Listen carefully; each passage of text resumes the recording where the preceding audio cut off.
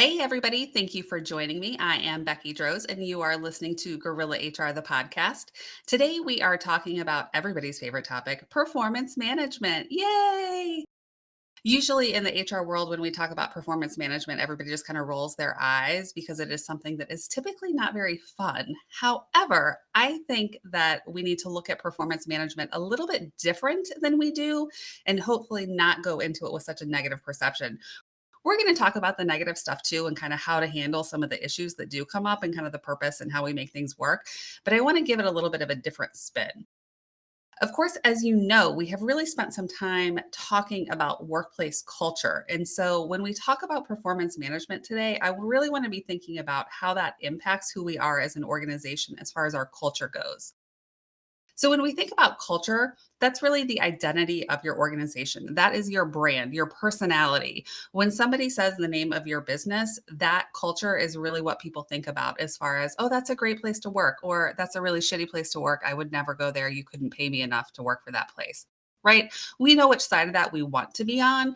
And so we need to make sure that when we're acting and we are handling performance management, both the positive and the negative, that we are doing so in a way that supports that culture of who do we really want to be. When we think about workplace culture, I often talk about your business strategy. You have to know who you are as a business. Are you all about efficiency? Are you all about customer service? We also have to think about things like the economy, what's going on in the labor market, what can you afford to do? However, I will say that this is the one place where I say that's really not true. When I think about performance management in our organizations, this is one where it doesn't matter what your organization is all about from a strategy standpoint, whether that's efficiency, customer service, things like that. Because when we're managing performance, essentially we are looking for our employees to be acting as people who are going to help us and our organizations be successful. So ultimately, when we think about what is performance management, that's really what it is. It's how are we making sure that we get the behaviors and the desired results that we want from our people. I actually had a conversation this morning with several different business leaders, and they were talking about performance management in a slightly different way. And I absolutely loved this.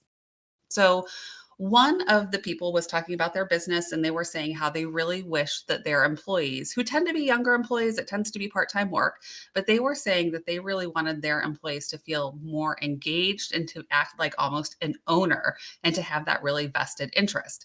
Well, as you know, I have told you that that employee relationship with the business is a professional relationship. It's not a fucking family. We're not all in this together. It's not all win win win. We want it to be win-win, but it's going to be win-win in the sense of successful employees and successful businesses. However, I understand that business owner perspective of wanting your people to feel engaged because you want to see the business succeed, and we need the people that we hire to help us be successful. So, one of the things that I thought was so awesome in that conversation that I had with these owners today is somebody who said, I'm a little bit embarrassed to say it, but a couple years ago, I actually did a vision board. And this guy is like middle aged, kind of conservative dude, not the kind of person that you think is going to be putting together a vision board. And he was saying that you can make a checklist and you can have business goals, but how many people go back and look at that? And the real key is that you have goals, you reflect on them, you measure, and you see if you're actually doing it. But he said, for me, it's too hard to just put that out of sight, out of mind. I don't think about it. I don't go back and look at that list. And so he, again, very shy and was kind of like, I can't even believe I'm going to tell you all this. But I put together a vision board and I thought about what do I want that number to be in my bank account? What do I want my scores to look like as far as positive customer service? What are the things that I want this business to do?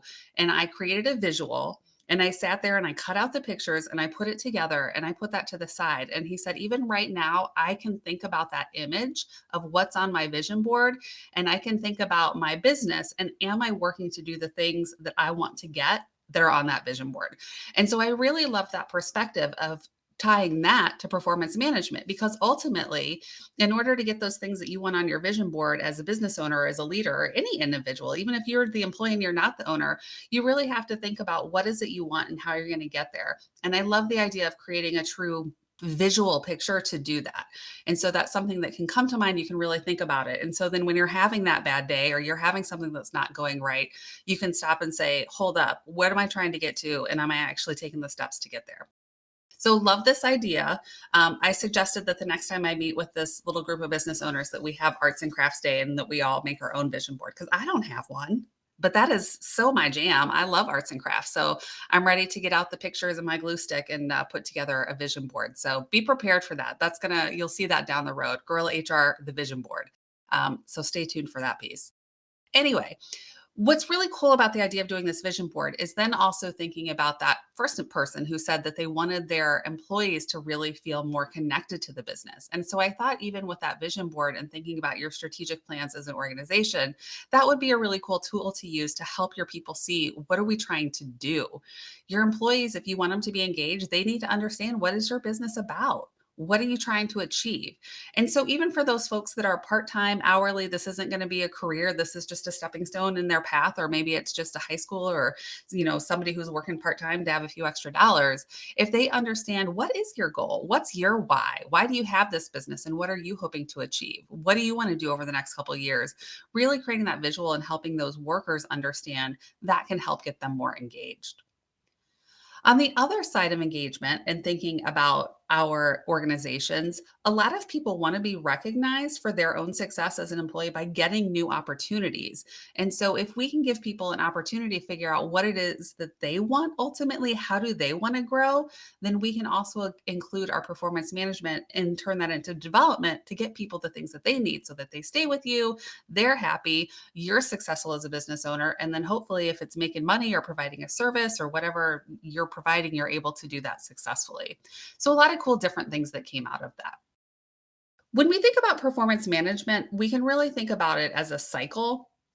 Ultimately, when we're at that vision board stage, that's like the planning stage, right? So we're creating our vision board and we're figuring out what are we going to do, what do we want to achieve, and thinking about the timeline for it. So whether that's a number of customers served or a dollar amount or something you want to buy or a way that you want to expand your business, whatever it is, that vision board is ultimately the planning. What are we hoping to get out of this? What does that look like? And so that's really the step where, we want to be thinking about something that's really specific, something that's measurable. Is this something that's actually achievable? Is this realistic? And then what's your timeline to do it? When are you going to look back and say, have I done it? Have I achieved it? So that first step, creating that vision board, that's our planning. The next thing that we need to do with the idea of performance management, whether for ourselves or employees, is now we have to monitor. So if we set out and we say, this is what we're going to do, over time, we have to be looking and reflecting to figure out, are we actually doing those things? And so as an individual, if it's, a number that you're looking for in sales, you can look at your data and say, have I actually sold this amount? Or if it's like, do I need to call this many customers in order to increase the people that I'm working with? You've got that number. So that second phase of performance management is really the measurement piece. So while you're doing, you've got to be measuring and holding yourself and your people accountable. Then ultimately, we hit that phase where we're going to reflect and review on it. So we figure out what we want, we operate and we do it, we capture the data, we're tracking it. And then ultimately, we have to go back and look and say, have I achieved it? Have I hit that sales number? Have I bought that boat? Have I bought that house? Have I served the clients that I want to serve? In my case, like I love doing work on pay equity. Am I getting more clients who want to look at pay equity? That's my review phase. Have I done it? Once we do that, then we have to look at, have we done the things that we wanted to, and we're going to reward it. If it's your employees that you're looking in this process of performance management, maybe there's some sort of incentive. Maybe it's a merit increase. There's something that says, have we achieved those things we set out? Did we do it? Let's reflect on it and then reward it. So if we've done the things that we intended to, we want to celebrate and find a way to honor that success. On the flip side, we may have failed. We may not hit those numbers. I know for myself, I set a revenue number for my business. There are a lot of different things that I'm doing, thinking about not just revenue, but some of my other goals. And when I look back, I have to say, okay, did I hit it? Did I do it? One of the goals that I set for myself last year, I was close, but I was not quite there. So I have to recalibrate and I have to say, okay, when I'm going into 2025, I'm thinking about my goal. What can I do different? Does that goal need to be the same? Does that goal need to be different? But how am I going to go about achieving it? Because I didn't hit it. I was close, but it wasn't there. So why not? And so performance management, I don't view that as a negative for myself. I didn't hit it, but that's my opportunity to say, okay, what do I have to do different this year in order to get there? So it's really a cycle that we're going to keep going through. So we're planning, we're monitoring, we're reviewing, and then we're going to either reward what we've done right or recalibrate to make sure that we're on the right steps. When we think about performance management, it's something that can be involved at the individual employee level. It could be for you as an owner. It might be part of your team. It might be something that your whole team has to be successful together in order to achieve. And it might be something that's company wide. Maybe that's something across your entire organization. So performance management is really a lot of different things. It's not just gotcha, I got you on a performance review and I'm going to write you up for something that you did, 6 months ago and you don't remember. We're going to get to that part in a minute, but again, I just wanted to say performance management doesn't all have to be negative. There is this positive piece as well. So, I love that part of it. When we think about performance management though, we do have the negatives as well. We do have the problems that we have to address as leaders. Now, this is something that a lot of leaders don't like to do. Some people just don't like conflict. They feel like they're rocking the boat. But here's the thing: what you tolerate, you promote. So if you have bad behaviors, whether that's in the way people are treating each other, maybe it's their level of professionalism, or it's a metric, it's the number of sales that they make, or it's the number of postings, whatever those targets are that you're going after. If we have people who aren't doing it and you let it keep sliding, then you promote that and your employee sees, this is all right. So I don't have to do any better. And the people around them see the same thing. If I can see my coworker be an asshole to the person next to them and they are not getting in trouble for it, then to me that says, all right, that's allowed. So now I can start being a jerk to the people around me too. So when it comes to the disciplinary aspect of performance management, really what we want to do is make sure that we are holding people to the standards that we set. And then when we see that somebody's not doing it, we want to either manage up where we're improving the behavior, or we want to manage out where that individual is no longer going to be working for the company. When we look at employment, a lot of people say, like, what can you do and how can you fire people? Some managers love to tell me, I can fire anybody, I can do whatever I want. That's true to an extent. So we have something that's called at will employment. And under at will employment, that says that, yeah, you can hire, you can fire, you can do whatever you want with your employees. However, it can't be discriminatory.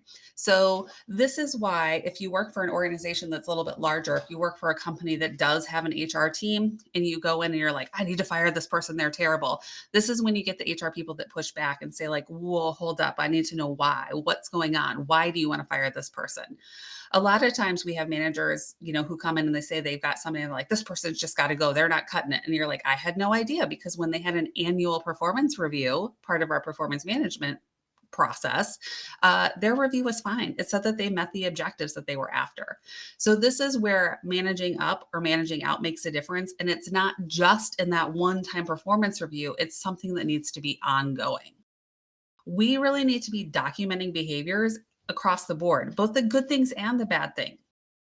Now, part of it is in that annual process. I actually sat down with someone this week and he really described the annual review process with his organization as gotcha. He's like, they're out for the gotcha and they just want to surprise you and then they want to put that bad thing out there. With that annual review, we don't want to have a gotcha. There should be nothing in an annual performance review that's a surprise. This is really when we want to go back and go through that cycle of planning, measuring, reviewing, and then figuring out, did we do it or not? And what do we need to change? So with that annual process, again, no surprises. Go back to your performance management cycle, think about the things you wanted to do, and that's where we're documenting and figure out, did we do it? And when we have things that are bad, we need to put them in there. It doesn't mean that the person's a bad person or a bad employee. It just means that there's something that needs to be recalibrated. And so that's your opportunity to do it. So many organizations that I talk to when we talk about performance management, not only do we hear the gotcha piece, but I also hear that it's just checking the box. Nobody looks at it. Nobody does anything with it. I have to fill out a piece as an employee, and then I have to fill out a piece as a manager for my employees. It goes in a file and nobody even cares. That is not a very effective tool. When we think about that process for performance management, what we want to do is make sure that we're having more routine check-ins. We want to make sure that those goals that we're setting and those things that we're measuring apply to the business or apply to what we're still after. And if things change mid-year, then change what you set out to do. There's nothing that says a performance review or that management process is something that has to be just one time and you put it in stone for the year.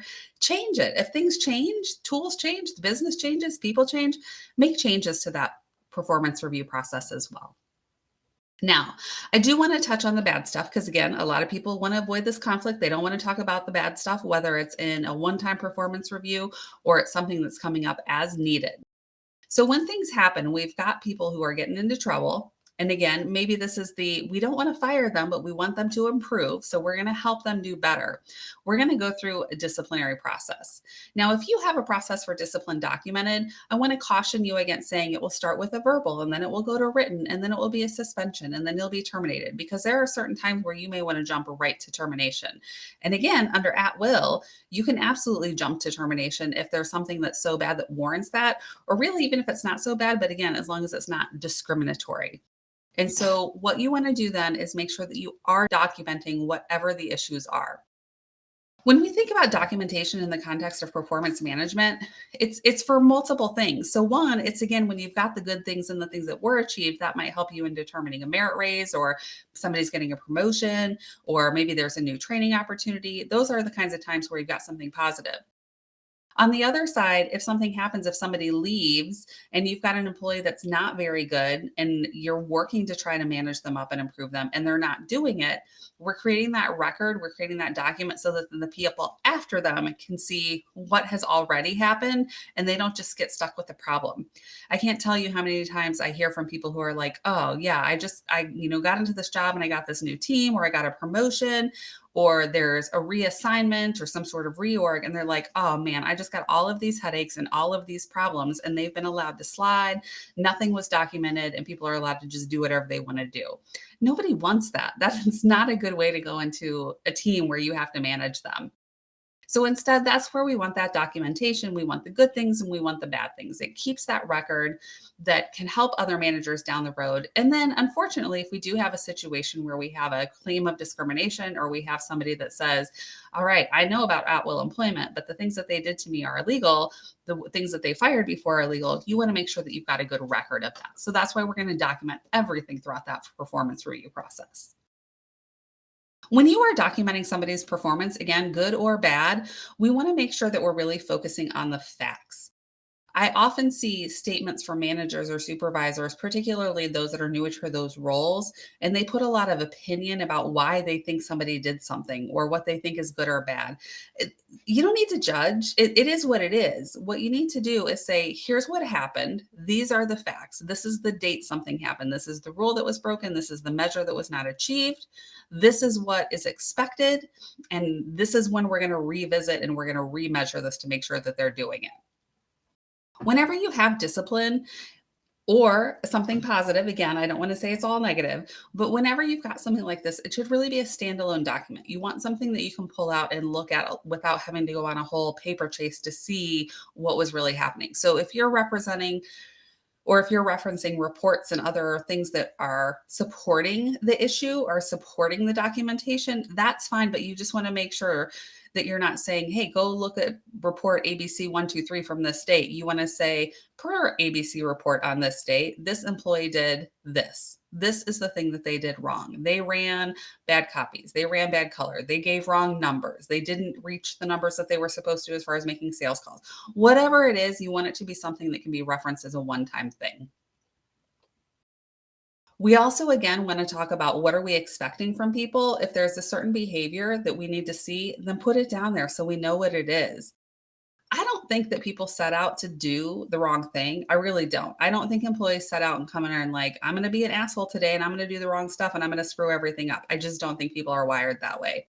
I think what happens though is people just don't necessarily understand the expectation. So they don't know what they're supposed to be doing. So this is your opportunity to be real clear about what is expected.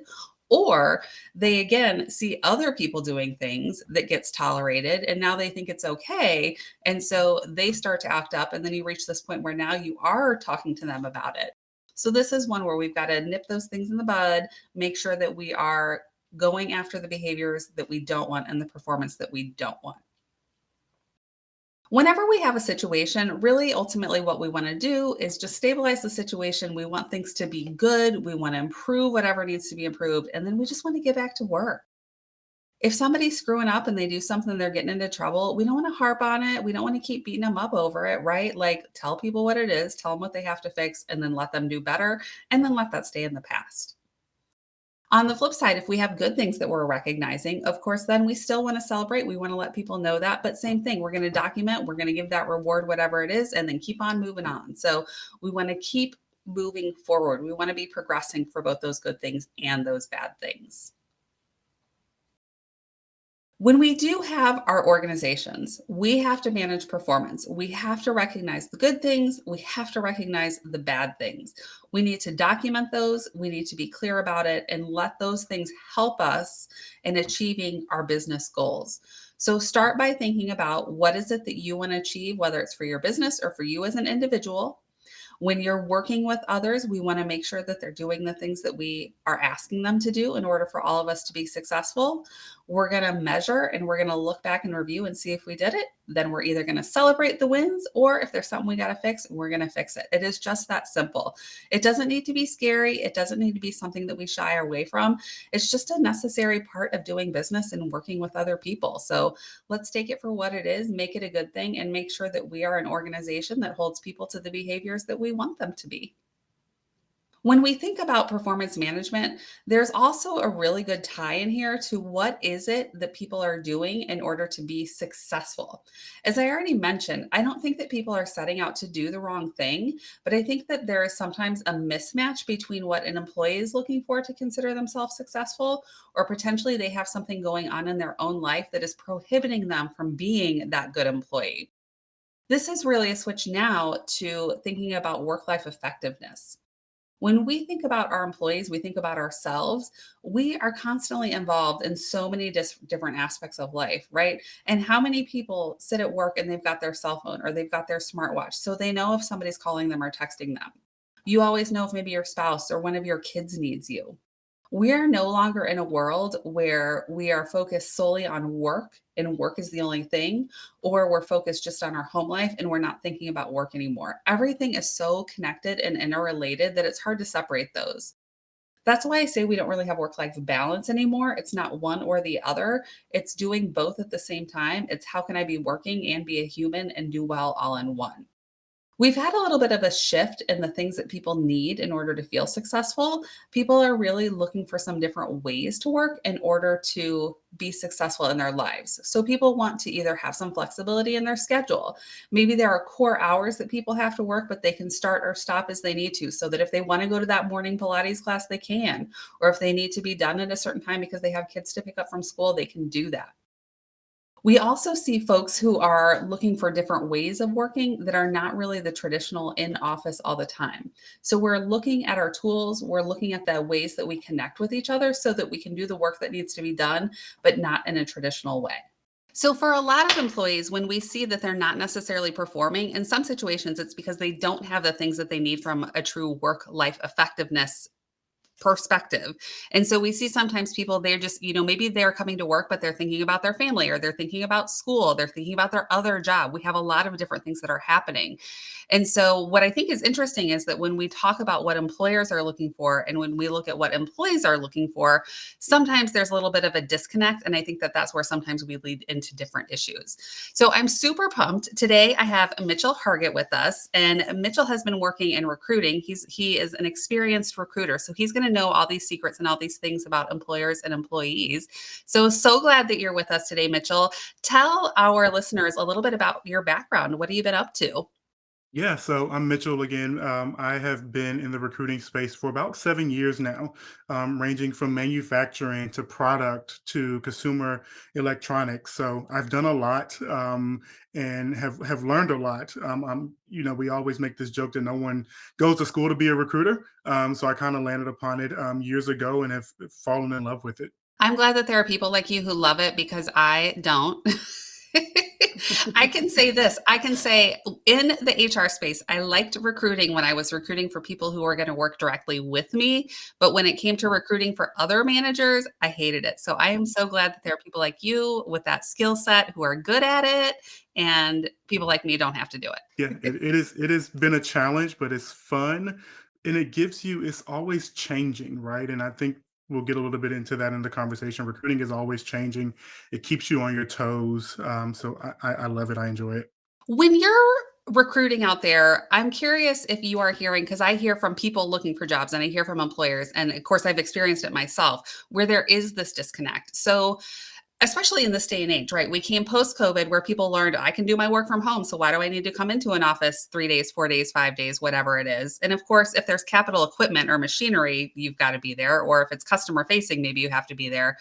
But in general, what are you hearing from employers and what are you hearing from employees when it comes to the way that they want to work? Before I dive into that question, just want to say, like, hey, I've joined this podcast on my individual capacity, and the views that I express are my own, and not the views of an organization which I'm affiliated with. So, just wanted to get that out there. But no, that's a good question, and it's funny coming out of COVID, right? Because everyone was like, "Ooh, I want to work remote. I want to be remote," and so now we're starting to see, just in the industry in general, of like people really want that hybrid work model, right? That flexibility, not necessarily being in the office 5 days a week, not necessarily being at home 5 days a week. I think people really understood coming out of COVID the importance of having that face to face interaction and what it meant to the organization. Yes, we were able to be effective during COVID. Most companies thrived, but you kind of missed that face to face interaction. So managers want it with their team members, and then candidates that are searching for jobs want to be face to face. I hear all the time, like, hey, I'm tired of looking at these four walls in my house.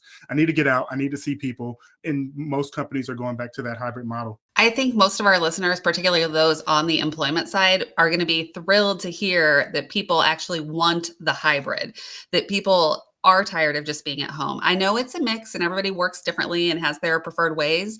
But I constantly hear like, nobody wants to come to work. So I also think hybrid is amazing. And I'm really glad to hear that that is what people are looking for. What are some of the other things that you hear about from job seekers? What are they looking for that make you either like pause, like, oh, that's interesting. I've never heard anybody look for that. Or that you're thinking, okay, that is just not how we work. Do you have any real crazy things people are asking you for? The biggest one that I see is the equity piece, and I've seen this across many different industries, right? And I think that came out of COVID to where there were so many startups popping up, so many SaaS, what we call them SaaS companies, software as a service company, to where they were startups and they were, offering all this equity. And most of the time, you see equity at like the director, senior director level, but they were giving equity to individual contributors, developers, and so now people will come in and say, hey, I have this base of X, this bonus of X, and oh yeah, by the way, I want to continue to have equity. And we're like, it doesn't just always work like that, right? Like most startups are able to do it, but most established companies do not give equity to individual contributors. Yeah, that's interesting because I actually talk a lot about total rewards in my work. And so one of the things that I talk about from a pay standpoint is you have to know where you are in your organization. If you're a startup, if you're well established, if you are, on that kind of cash cow, just bringing in money and don't have to do a lot, depending on where you are, definitely impacts what you're able to offer. So knowing that organizations out there who are newer that maybe they don't have quite the same money to give as base pay are doing it as equity. And so that as the organization is successful, then the individual can be as well. It's interesting to hear that then people are leaving when they go to other companies, they're still looking for that. Yeah, I've seen it a few times. This has been interesting to me too, around just like you said, the pay piece. People were paid really well during COVID, and they expected for those salaries to carry on post COVID. And so we saw very, very inflated salaries early on. And we really had to have really, really honest and transparent conversations with candidates, around like, hey, like that's what the market was paying 2 or 3 years ago. We're just not there anymore. And so I think candidates have finally now come to realization that, hey, like that high salary that I was making in 2022 or 2021, is just not what's going to happen in 2025. Yeah, I see some of the same thing where there was greater escalation and then people are still looking for those big increases. And they happened, for sure. The data shows that they did, but they're backing off a little bit. I see the same thing in my work. What are some of the most common jobs that you find people are asking about from either the employee job seeker side or from the recruiter side? Like, what are the hot things right now? Software is continuing to be hot. AI is continuing to be hot. You see a lot of AI companies coming up for different things. Of course, everyone knows about ChatGPT, but AI spans past just chat gpt and being able to put something into a machine and get something out. So you're seeing that a lot now. I think those startup companies are continuing to come up in Silicon Valley, the Silicon Slopes, which is in Utah, and really just all over. But then also too, some of your more traditional companies are starting to adapt an AI model and needing more software based developers, software based product managers, software based project managers. So, really, anything in that software department, that software group is really important. And then hardware is starting to back off a little bit, but hardware is still very, very important in the industry, right? Because there's AI pieces to that, software pieces to that. So, I would say anything in product is really, really hot right now. So when I think of things like software and software as a service and all these, in my mind, those are the like you roll in and everybody's on their hoverboard and it has like the fancy espresso machine in the kitchen and the foosball table and like that whole idea. Is that crazy? Do things like that exist? Talk to me about from that again, work-life effectiveness and the culture aspect. What are those companies really like as employers? What's their personality like as an employer? Yeah, it's really laid back. It's not the let me say most companies. It's not the traditional, hey, you go in, you maybe dress business casual. I've been in companies to where our developers wear shorts and flip-flops to work, right? Like whatever makes you comfortable. Yes, there's foosball tables. There may be, happy hour at the job. And I think that goes back to like work-life effectiveness of like, hey, like you work really, really hard during the day. Like what can the company do to alleviate that stress to make you want to come to work, right? And make you want to be here and be a part of a team. So yes, those what you see on TV, on some of the movies around like, hey, you come in and you may play foosball for 45 minutes during lunch. Yeah, that does exist in some companies. I love it. I know I'll share for our listeners that when Mitch and I met quite some time ago, we were in an environment where we were doing our safety shoes and our hair nets and our earplugs. And I can assure you that I am never going back to that kind of life. So I don't know about you, Mitch, but I'm going to the flip flops. Yeah, I can agree. I want to go to the flip flops and the tennis shoes and in very comfortable environment. Yes, totally. So you mentioned when you were talking about the things that are coming out of Silicon Valley, you said that there's a spread to Utah. So in my mind, when I hear that, that is really kind of that whole work-life effectiveness thing again about what can my life be like living somewhere outside of Silicon Valley. So talk to me about that a little bit. Are those people that were there and they had the skill set, or did they move? Like, how did that spread happen? Utah just has a diverse talent of engineers and software engineers and just a lot of product based companies. And so during COVID, when things were kind of shutting down, people just started putting their companies in Salt Lake. I don't really know the reason why, but they have really, really started to boom. And you see a lot of companies are in Salt Lake City. And then now I think Texas is starting to get pretty big too. Interesting. Yeah, it's crazy when I think about how we have these different geographies and now where we have different hubs.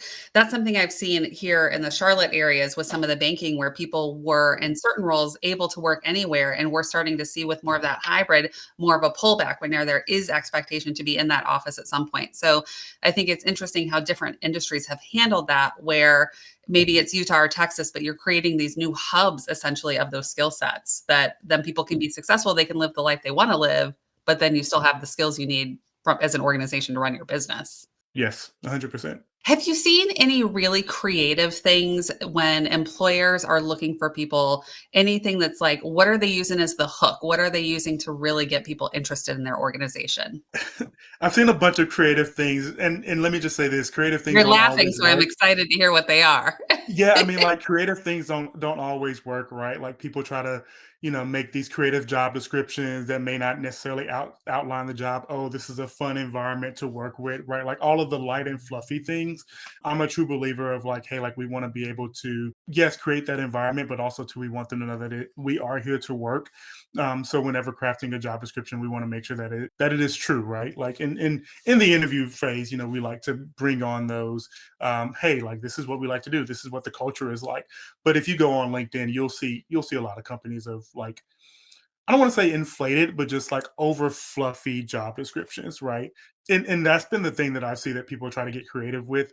I've also seen a push for more like incentives with the total rewards that we haven't seen before. Gym memberships, we've seen childcare incentives and different things that have started to pop up. And I thought that was really good, right? Because, everyone wants to be more fit. Everyone, someone needs childcare.